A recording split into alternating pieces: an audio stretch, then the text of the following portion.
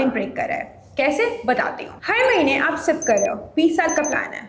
SIP का पूरा game एक ही चीज पे चलता है, अनइंटरप्टेड कंपाउंडिंग। हर महीने आप पैसे इन्वेस्ट कर रहे हो और उसका प्रॉफिट भी अपना प्रॉफिट बना रहा है 15 से 20 साल बिना रुके। ये वो इंजन है जो छोटी मंथली इन्वेस्टमेंट को बड़ी रकम बनाता है। अब सोचो, आपका ETF बड़ा डिविडेंड देता है, सुनने में बहुत अच्छा लगता है, पैसे मिले।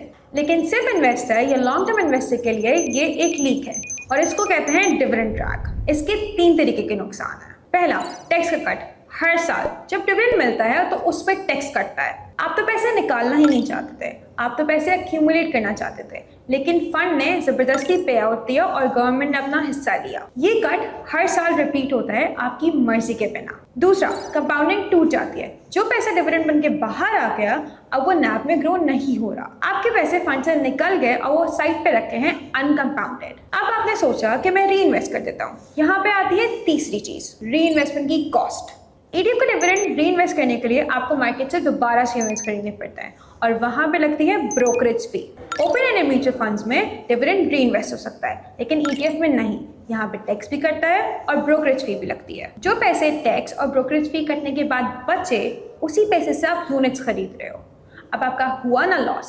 अब नंबर देखो कितना फर्क पड़ता है। मान लो आप सिप करते हो 10,000 रुपए 15 साल के लिए। यहाँ हम अज्यूम करते हैं मार्केट का अंडरलाइन रिटर्न दोनों ETFs के लिए सेम है। एक सिप ज्यादा डिविडेंड देता है और दूसरा कम। ETF A जो बड़ा डिविडेंड देता है, उसका टैक्स और ब्रोकरेज फी कटने के बाद इफेक्टिव एनुअल रिटर्न रेट 15% से कट के 13% हो गया।